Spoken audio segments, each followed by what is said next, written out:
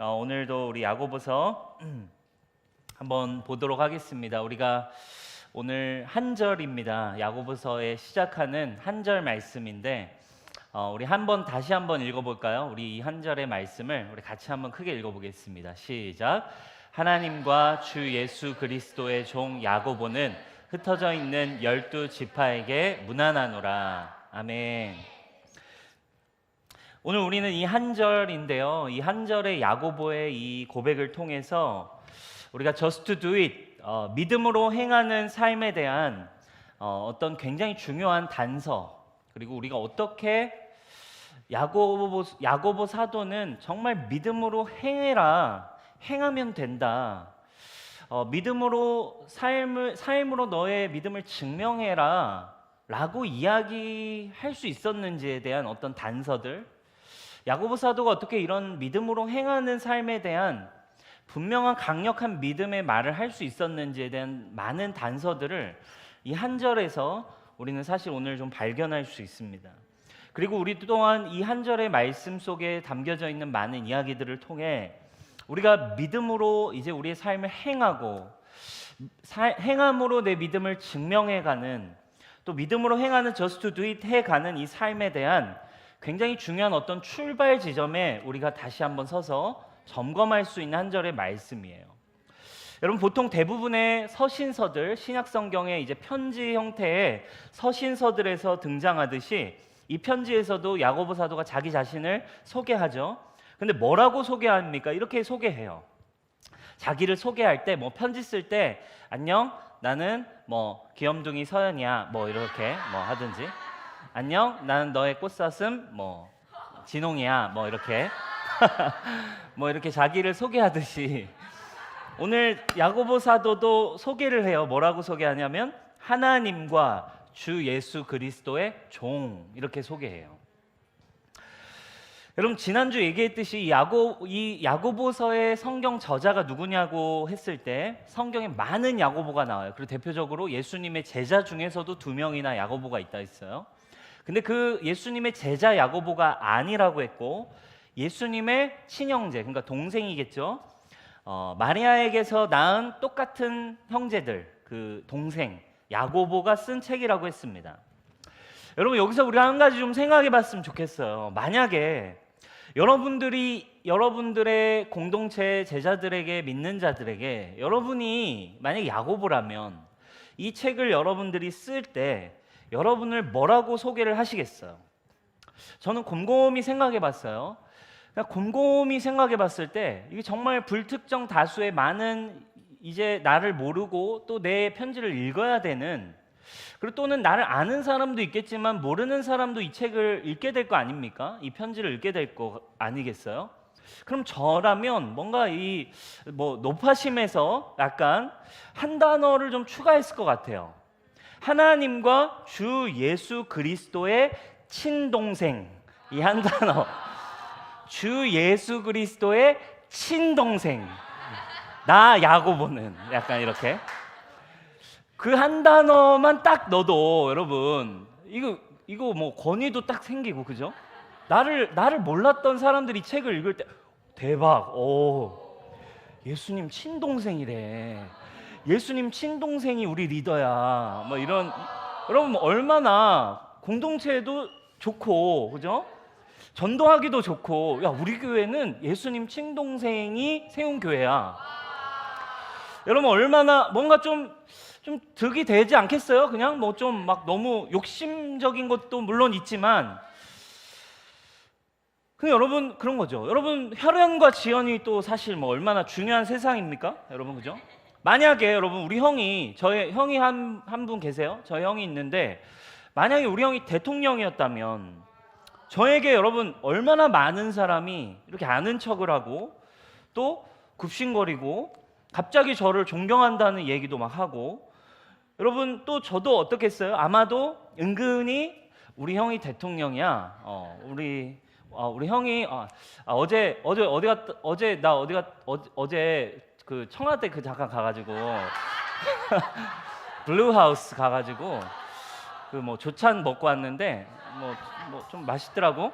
이런 식으로 자연스럽게 이렇게 할지 모르겠어. 근데 야고보 사도는 자기 소개에 1절 그런 표현이 등장하지 않습니다. 어쩌면 정말 더 정반대의 표현인 종이라는 표현을 써요.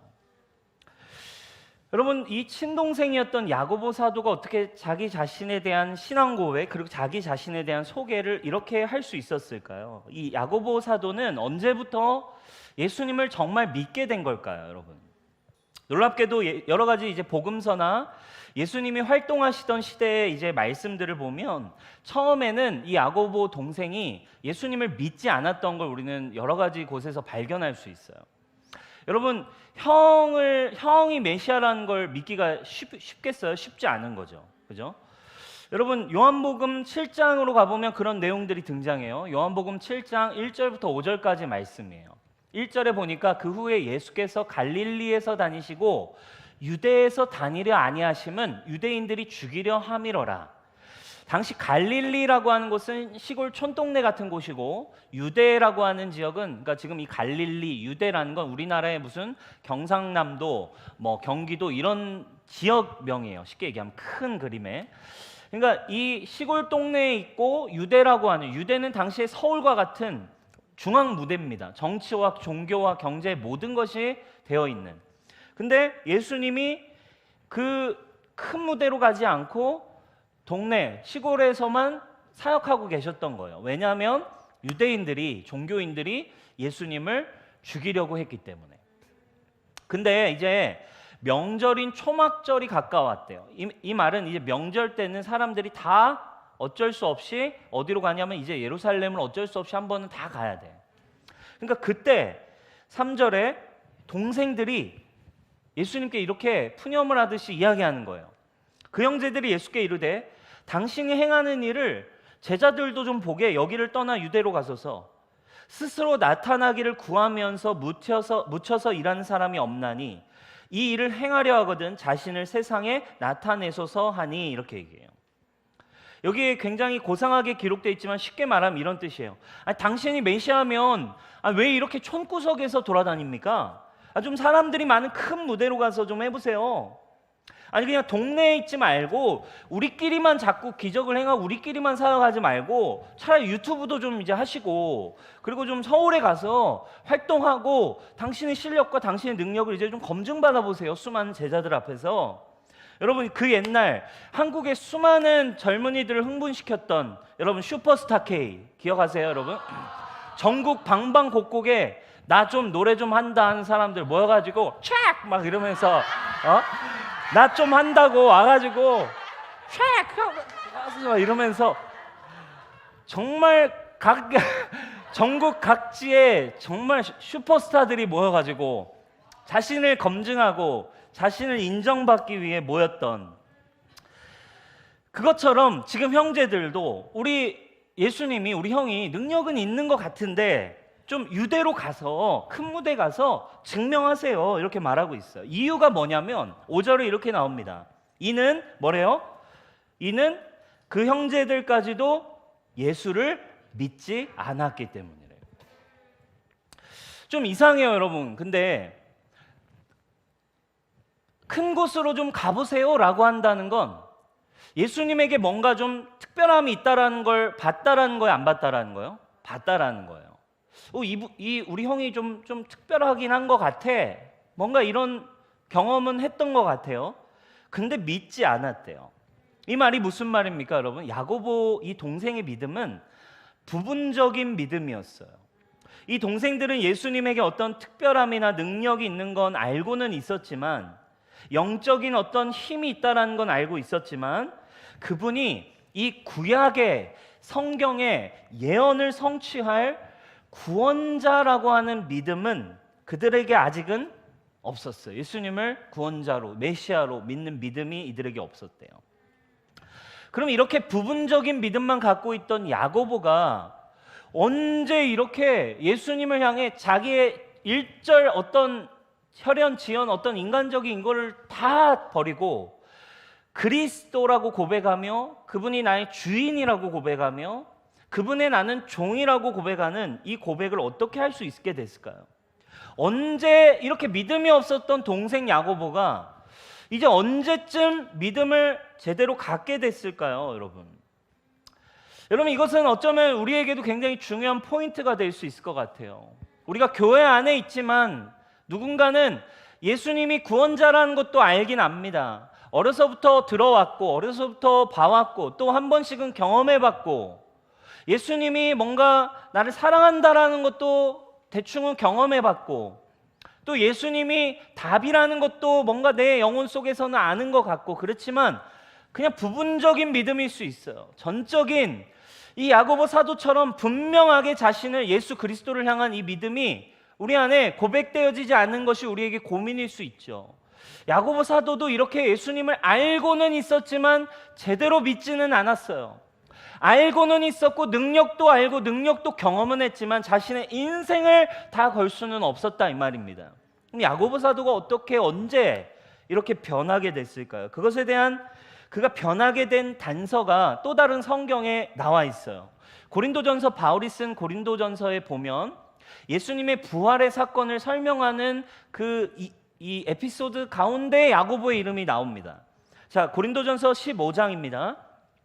3절부터 7절까지의 내용인데, 내가 받은 것을 먼저 너희에게 전하였노니 이는 성경대로 그리스도께서 우리 죄를 위해 죽으시고 장사 지낸 바 되셨다가 성경대로 사흘 만에 다시 살아나사 지금 십자가 부활의 복음을 내가 너희에게 전했다 이 말이에요. 근데 예수님이 부활하셨을 때 누가 만났다라는 걸 첫 번째 게바입니다. 게바는 누구예요? 베드로입니다. 베드로에게 부활하신 예수님이 나타나셨고 그 다음 12명의 제자에게 나타나셨대요. 자, 6절입니다. 그 후에 500여 형제에게 한 번에 나타나서 500여 형제가 부활하신 예수님을 만나게 됐대요. 그리고 7절에 이렇게 얘기하죠. 우리 7절을 같이 읽어보겠습니다. 시작. 그 후에 야고보에게 보이셨으며 그 후에 모든 사도에게와. 네, 자 여기 앞에 12제자에 대한 언급이 이미 나왔어요. 12제자에게 이미 보이셨다. 그럼 여기 나오는 야고보는 누구예요? 바로 이 예수님의 동생 야고보예요. 왜냐하면 이 야고보를 왜 따로 떼서 그럼 기록할 이유가 뭐가 있습니까? 이미 그 당시에 야고보는 예루살렘 가장 큰 예루살렘 교회 지도자였어요. 그러니까 이미 야고보 사도하면 다 알아요. 예수님의 동생 야고보함. 그러니까 야고보에게도 보이셨다라는 걸 굳이 써 넣은 거죠. 여러분, 야고보에게도 예수님이 부활하신 예수님이 나타나셨어요. 자, 그렇다면 여러분 중요합니다. 야고보의 믿음과 야고보의 진정한 변화의 모멘텀이 그의 진짜 믿음이 생긴 때가 언제로 봐야 옳습니까? 바로 이 대목인 거예요. 예수님의 부활의 시점이었습니다. 예수님이 십자가에 달린 순간 예수님을 따르던 제자들, 심지어 형제들, 모든 사람들이 사실 다 예수님이 십자가에 달려 죽으실 때 실망하고 도망쳤어요. 그러나 그들이 진짜 다시 주님의 제자로 진짜 다시 일어나고 설 수 있었던 순간은 바로 부활하신 예수 그리스도를 정말 다시 성령을 통해 만나게 된 순간이었어요. 야고보는 부분적인 믿음을 가지고 있었습니다. 어쩌면 그게 당연했을 거예요. 여러분 생각해 보세요. 자기의 육신의 형제. 여러분 이게 인간적인 측면에서 볼 때 이건 불가능하고 쉽지 않은 일인 거예요. 적어도 20년 정도를 예수님이 공생애를 30세에 시작하셨으니까 적어도 20여 년을 그냥 태어나서부터 응애응애 할 때부터 코 찔찔이 때부터 동네에서 골목대장 할 때부터 같이 축구하고 같이 밥 먹고 뛰어노는 한 20여 년 이상을 같이 자라났던 형제가 어느 날 갑자기 메시아라고 믿는다는 거, 능력은 인정할 수 있을지 모르겠어요 정말. 그렇죠? 근데 이게 여러분 얼마나 어렵겠습니까? 여러분 갑자기 여러분들의 형이나 여러분들의 오빠가 와서는 갑자기 밥 먹고 있는데 야 사실 내가 성경 속 예언된 메시아야. 그럼 여러분 어떻게 하겠습니까? 엄마 오빠 미쳤나 봐 막 이렇겠죠. 너 우리 목사님한테 너 이단이라고 신고한다. 목사님 여기 이단 교주 생겼어요 이러면서. 여러분 또 어때요? 여러분 가족에게 인정받는 거 쉽습니까? 참 쉽지 않은 일이죠. 이렇게 누구보다도 믿기가 쉽지 않았을 이 야고보의 상황이에요, 여러분. 인간적인 상황들. 그죠? 여러분 또 어떻습니까? 그렇다 예수님을 믿게 됐다고 쳐봅시다. 그러나 그 뒤에 남아있는 나의 이 명예욕, 나의 인간적인 욕심, 아까 얘기했던 것처럼 수많은 사람들이 다 우리 형을 믿는데 아까 얘기한 것처럼 혈연지연 사용하고 싶은 이 욕구, 그렇죠? 인간적인 이런 그래도 그죠? 좋은 게 좋은 거지. 내가 이 사람 알아 하는 걸로 이렇게 해갈 수 있는 어떤 이런 인간적인 마음들, 욕심들. 형 이름을 조금만 대도 엄청난 인정을 받을 수 있었던 야고보. 그런데 이런 모든 인간적인 조건과 한계와 또 자기가 사용할 수 있는 인간적인 욕구와 나의 인간적인 욕심, 이런 모든 기준들을 한순간에 지워버리고 자기를 지금 뭐라고 표현합니까? 예수님이 나의 주인이시고 나는 그분의 종이다라고 표현을 하고 있어요. 형을 종이라고 표현하고 있어요. 근데 여러분 이게 인간적인 차원의 결단이 아닌 거죠. 여기서 둘로스라는 표현으로 종이란 단어를 썼어요. 이 말은 무슨 말이에요? 철저하게 자기의 자유가 없고 완전히 주인에게 매여서 충성과 복종을 드릴 수밖에 없는 그런 상태에 있는 그런 하인을 이야기하는 종이에요.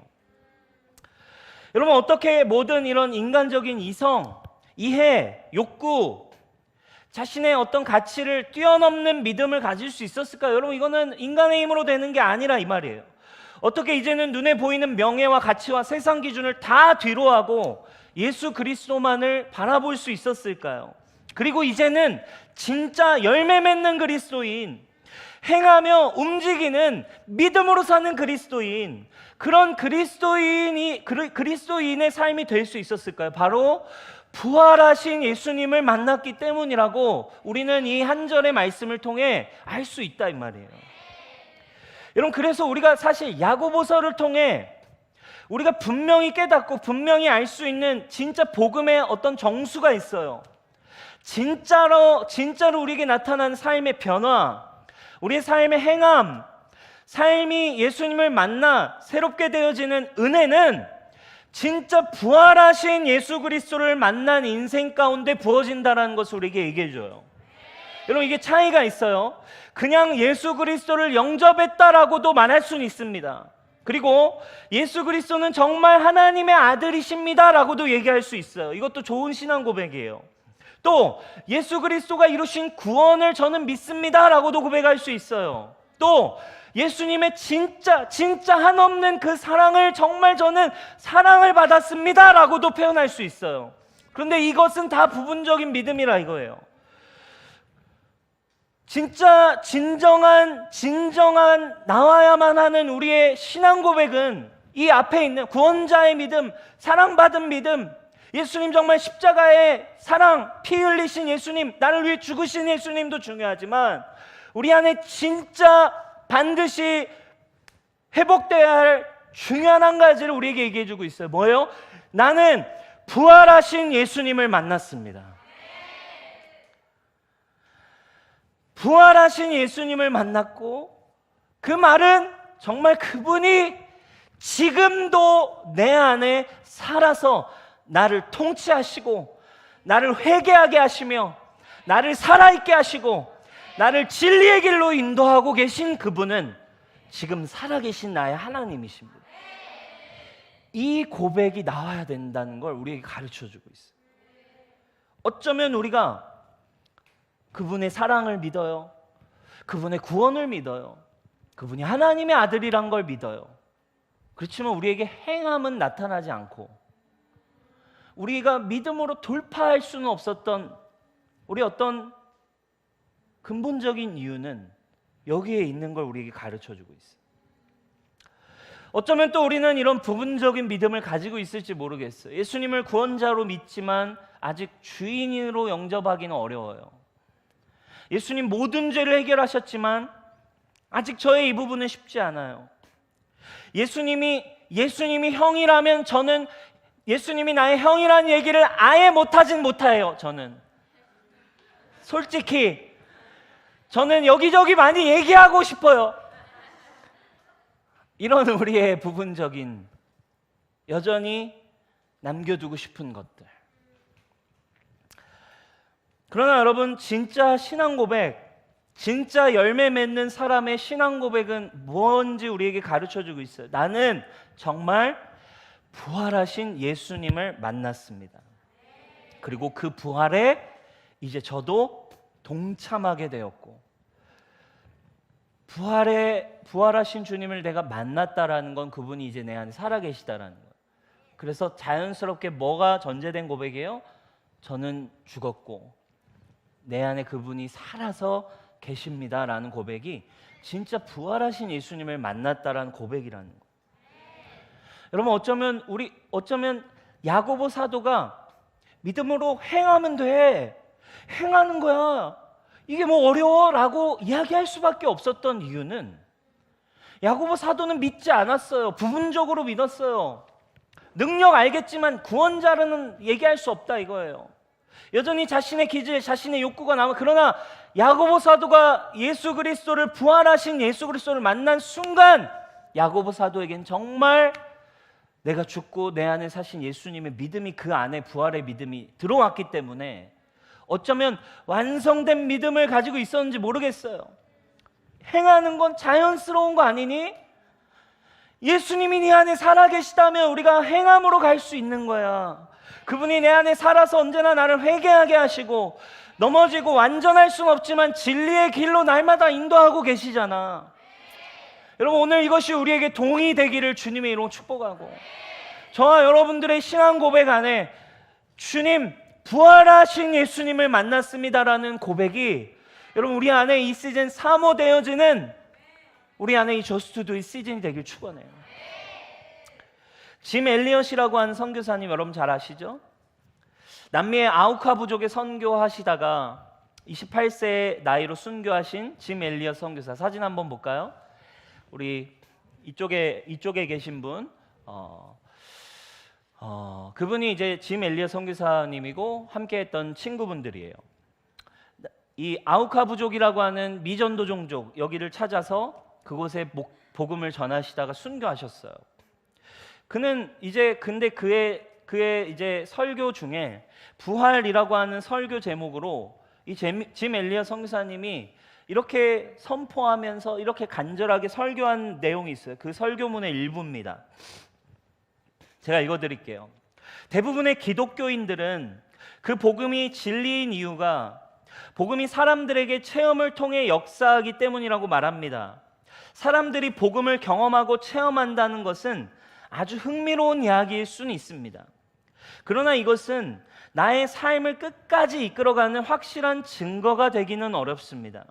왜냐하면 우리가 전해야 하는 복음은 그냥 한 번의 체험이나 감정을 근거로 하는 복음이 아니기 때문입니다. 복음은 실제입니다. 복음은 부활의 사실 위에 세워진 것입니다. 예수 그리스도의 부활하심, 그리고 그 진리에 근거한 결과는 단순한 경험이나 사실 이상의 것입니다. 진정으로 복음을 받아들인다는 것은 예수 그리스도의 죽음과 부활에 담긴 진리가 나에게 함께 받아들여진다는 것을 의미합니다. 고린도후서 5장 14절을 예로 들자면 예수님이 죽으실 때 우리는 모두 죽은 것입니다. 우리가 그분의 죽으심을 믿는다면 우리는 모두 이미 그분과 함께 죽은 것입니다. 그렇다면 이제 우리는 우리 자신을 위해 사는 것이 아니라 우리를 위해 죽고 부활하신 분을 위해 사는 것이 그리스도의 죽음과 부활을 믿는다는 진정한 의미입니다. 우리가 이 시대에 스스로 믿는다고 말하는 사람들에게 전하고 보여줘야 할 믿음과 진리는 오직 부활이 근본되고 부활을 통해서만 발견되고 부활로 견고하게 세워지는 것입니다. 다른 어떠한 것도 아닌 오직 이것입니다. 만약 당신의 구원에 대한 확신이 다른 어떤 것도 아닌 이 부활의 사실 위에, 부활의 진정한 의미 위에 세워졌다면 그것은 우리 주 예수님께서 말씀하신 것 같이 내가 살았고 이제 너희도 살겠음이라 라는 말씀이 우리에게 실제가 되는 것입니다. 진정한 부활만이 복음을 실제가 되게 합니다. 28세에 복음을 전하다가 2살 박이 아기와 뱃속에 이미 아이가 있었던 상태에서도 선교지에 가서 순교를 당했어요. 여러분, 결국 진짜 믿음으로 살았던 우리 믿음의 모든 선배들의 깊은 믿음 안에는 구원자의 믿음도 있었고 정말 주님이 나를 사랑하신다라는 믿음도 있었지만 반쪽이에요. 부분이에요. 그것을 완성하게 하는 것은 진짜 부활하신 예수님을 만났다. 나는 죽었고 그분이 정말 내 안에 지금도 살아계시다 라고 하는 믿음을 가질 때, 여러분, 우리가 just do it 하는 것이 우리의 어려움이 아니라, 우리의 어떤 노력이 아니라, 우리의 어떤 결단, 부담, 어떤 이런 것이 아니라 우리의 그저 삶이 될 수 있는 우리의 믿음의 여정이 되는 것이죠. 사랑하는 여러분, 이 시즌 이 just do it 가운데 부활의 믿음이 여러분, 저와 여러분들에게 분명해지길 축원해요. 그렇다면 우리는 어떻게 부활을 경험할 수 있을까요? 부활의 이 능력을 우리는 날마다 어떻게 더 경험하고 더 이 부활의 능력, 이걸 우리가 경험하며 나아갈 수 있을까요? 얼마 전에 우리 이제 그 새롭게 하소서 있잖아요. 거기에 우리 김창옥 교수님이 나오셨어요. 김창옥 교수님이 나오셔서 자기의 이제 예전에 살아왔던 이야기들을 이렇게 이야기해 주시는데, 그 한 이야기가 저의 마음에 이렇게 울림이 있었어요. 뭐라고 이야기하셨냐면, 처음에 이제 그분이 성악 전공을 하셨잖아요. 성악 전공을 하셔서 이제 공고 출신인, 그냥 아예 음악 쪽에는 아무것도 몰랐던 자신이 이제 성악을 막 배워서 어렵게 성악과 대학교에 입학을 한 거예요. 그리고서 이제 그곳에서 이제 스승님, 교수님을 만나서 그분에게 이제 지도를 받고 레슨을 받고 하고 있는데, 그러니까 이제 자기는 이제 음악을 한 적도 없고 어렵게 이제 서울에 와서 이제 제주도 촌놈이 이제 와가지고 음악을 하게 됐고 성악을 하게 됐으니까 막 자기가 이제 잘해야겠다. 그래가지고 늘 막 이렇게 눈과 목소리에 힘이 있었대요. 안녕하세요, 뭐 이러면서 이러면서 눈빛에 늘 이런 식으로 잘해야지, 어떻게든 잘해야지, 내가 잘 보여야지, 응? 막 이렇게 막 살았대요.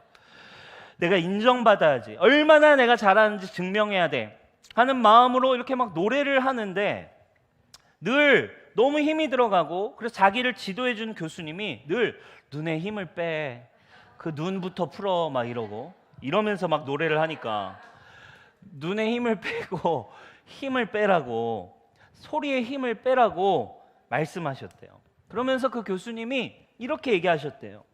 노래는 네가 들려주는 게 아니라 들려지는 거야.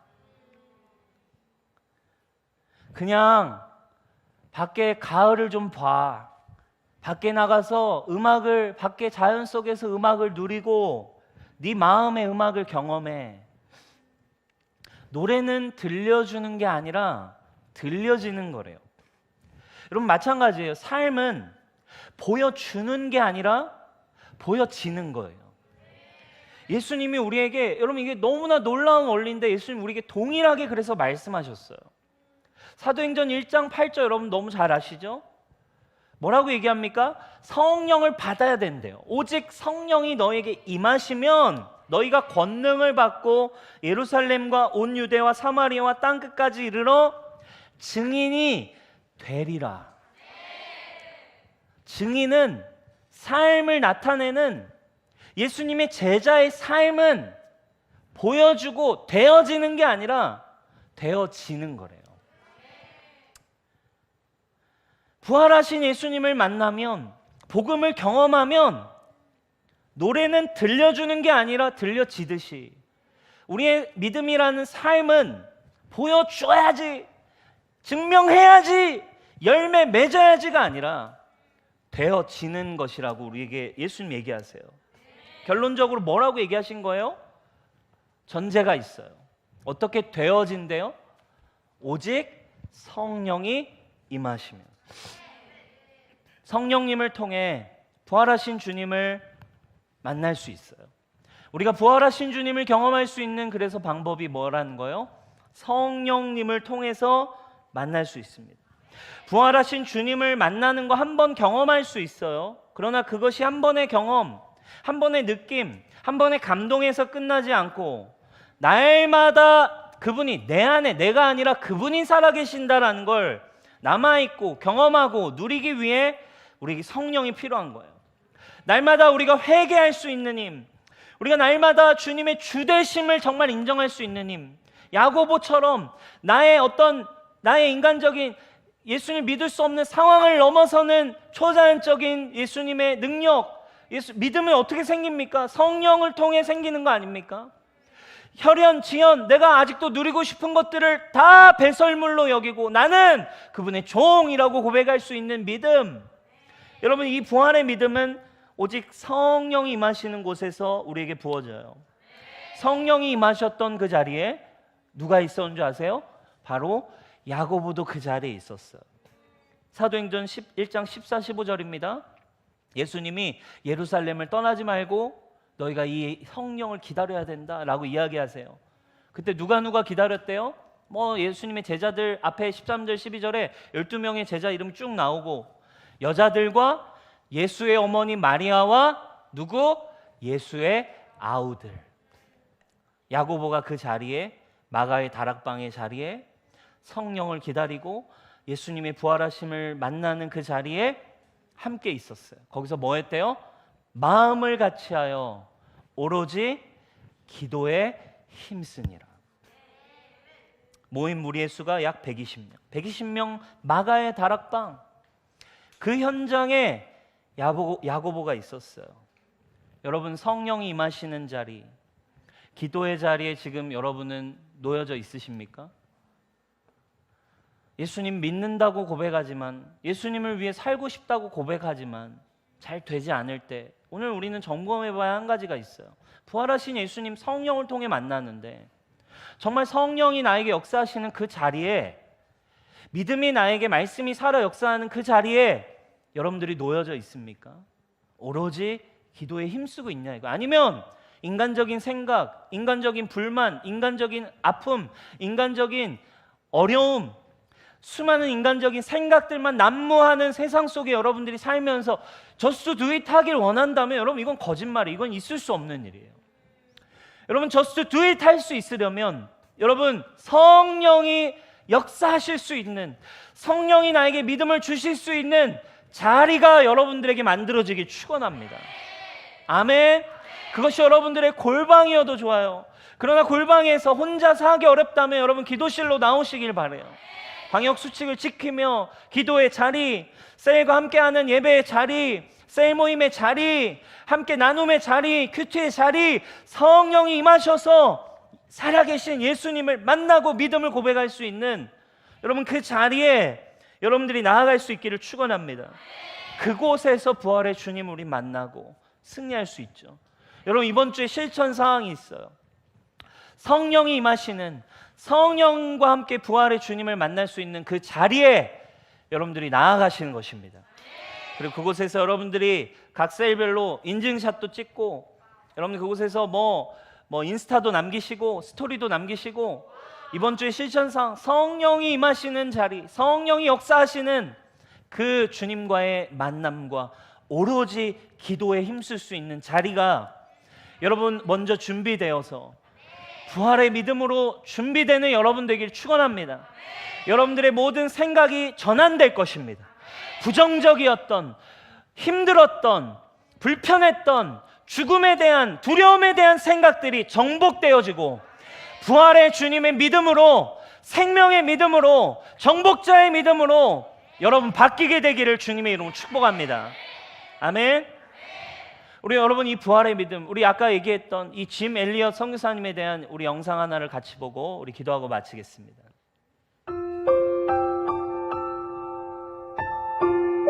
저는 이번 여름에 좀 쉬면서 짐 엘리엇이라고 하는, 여러분 아시겠지만은 위대한 선교사 부인이 쓴 전능자의 그늘이라고 하는 책을 참 감동 깊게 읽었습니다. 저는 짐 엘리엇에 대해서는 오래전부터 알고 있었습니다. 그러나 그분의 상세한 내용에 대해서는 이번에 처음으로 제가 자세히 접했어요. 짐 엘리엇은 휘튼 대학의 우수한 학생으로 졸업을 했어요. 그리고 선교사로 지망을 했습니다. 에콰도르로 갔습니다. 그 에콰도르에는 일종의 살인족이라고 할 수 있는 아우카 부족이 있었습니다. 그 족속에 대한 이야기를 대학 다닐 때부터 들었는데 그는 그때부터 마음에 빗댄 감정을 가졌습니다. 아무도 접근할 수 없는 사람, 하나님이라는 단어도 없는 부족, 저들에게 복음을 전해야 된다. 주님이 나에게 명령하는 것은 그것이다.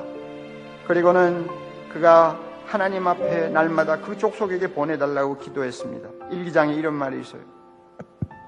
여러분, 우리의 기도와 이런 사람의 기도가 얼마나 다른가 하는 것을 한번 비교해 봅시다. 하나님, 저를 어서 아우카족에게 보내주소서. 아버지, 제 생명을 취하소서. 주의 뜻이라면 제 피를 취하소서. 주의 삼키는 불로 제 피를 태우소서. 제 것이 아니기에 아끼지 않겠습니다. 주님, 가지시옵소서. 다 가지시옵소서. 제 생명을 세상을 위한 희생으로 부으소서. 피는 주님의 제단 앞에 흐를 때만 가치 있는 것입니다. 하나님, 마른 막대기 같은 제 삶에 불을 붙이사 주님을 위해 온전히 소멸하게 하소서. 나의 하나님, 제 삶은 주의 것이오니 다 태워주소서. 저는 오래 사는 것을 원치 않습니다. 다만 주 예수님처럼 꽉 찬 삶을 살기를 원합니다. 저의 기도와 그 사람의 기도는 너무나 거리가 멀어요.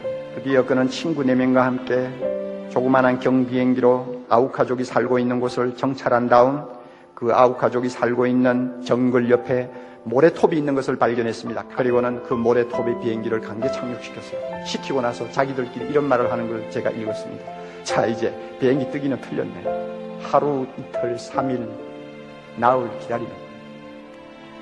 그러다가 어느 날 아침 아우카족들이 나타나서 4명을 완전히 죽여버렸어요.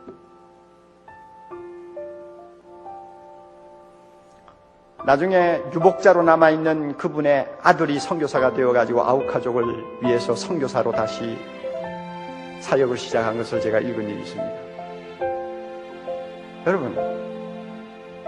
여러분은 지금 자기와 비교하는 대상이 누구예요? 사랑의 교회 옥목사입니까? 여러분은 누구를 비교하는 거예요? 벌써 우리 자신이 누구와 나를 비교하느냐가 나 자신이 지금 제 위치에 서느냐 서지 않느냐 아주 중요한 문제를 해결하는 관건이에요. 십자가의 뒤를 가급적이면 가까이 따라가려고 몸부림치는 사람을 여러분 옆에 놓고 비교하세요. 그러면 자주 내가 얼마나 변질되었는가를 발견하게 될 것입니다. 내가 얼마나 속물이라는 것을 발견하게 될 것입니다. 그럴 때마다 정신 차리고 회개하고 주님의 십자가를 바라보고 두 손 들고 다시 방향을 바꾸어 주님 앞으로 달려가야 됩니다. 이렇게 해도 내가 건전하게 마지막까지 주님 앞에 칭찬받을 수 있도록 살까 말까인데 그것마저도 포기해버리고 우리가 되는 대로 생활한다면 나중에 여러분 주님 앞에 가서 도대체 무슨 면목으로 서겠어요? 저는 소문난 교회에 목사 된 것을 굉장히 불행으로 생각을 합니다. 나는 이렇게 큰 교회 된다는 것은 머리에 넣어두고 생각한 일이 없어요. 그래서 제자훈련 착실해가지고 한 사람이라도 주님이 원하는 삶을 살 수 있는 평신도 만든다는 이 꿈 가지고 지금까지 25년을 걸어왔는데 하나님이 무엇 때문에 공간도 없는 교회에 자꾸 이렇게 사람을 보내주는지 알 수가 없어요. 저는 솔직히 싫어요. 왜냐하면 사람이 많아질수록 한 영혼에 대한 가치가 자꾸 내 눈에서 사라져요. 그리고 쓸데없는 칭찬 많이 들어요. 나는 이런 거 싫어요. 주님이 분명히 말씀하셨어요. 세상에서 상 받은 사람은 하나님 나라 오면 상 없다고 그랬어요. 짐 엘리엇 같은 사람 29살에 세상 떠났어요. 아니요, 28살에 세상 떠났어요. 28살에 아쿠아족 하나 구원하려다가 세상 떠난 이 사람이 주님 앞에 가서 받는 상하고 내가 받는 상하고 여러분 비교가 되겠어요? 나는 세상에서 너무 많은 걸 받았어요. 이렇게 많이 받아가지고 나중에 주님 앞에 가면 벌거숭이가 될 확률이 굉장히 많아요. 우리 모두가 나중에 주님 앞에 가서 어떤 사람으로 서느냐가 중요한 것이지 세상에서 사람들이 무엇이라고 하느냐가 중요한 거 아니에요. 여러분 이거 믿습니까? 네, 오늘 우리는 우리의 이 야고보 사도 부활의 믿음으로 자신을 예수 그리스도의 종이라고 고백한 야고보, 그리고 그렇게 부활의 믿음으로 또 동일하게 자신의 인생을 살았던 짐 엘리엇 선교사, 그리고 또 오늘 영상에서 봤듯이 이 정말 일평생 이 부활의 예수님의 종으로 정말 일평생을 사셨던 지금은 고인이 되신 오카는 목사님, 이런 우리 믿음의 선배들을 봤습니다. 참 영상을 보면서 오카는 목사님의 이 고백이 저의 마음에 참 이렇게 그런 마음이 생기더라고요. 이 기도를 하면서 뭔가 정말 한숨을 쉬듯이 이 짐 엘리엇의 기도와 나 오카는의 기도가 너무 거리가 멀다.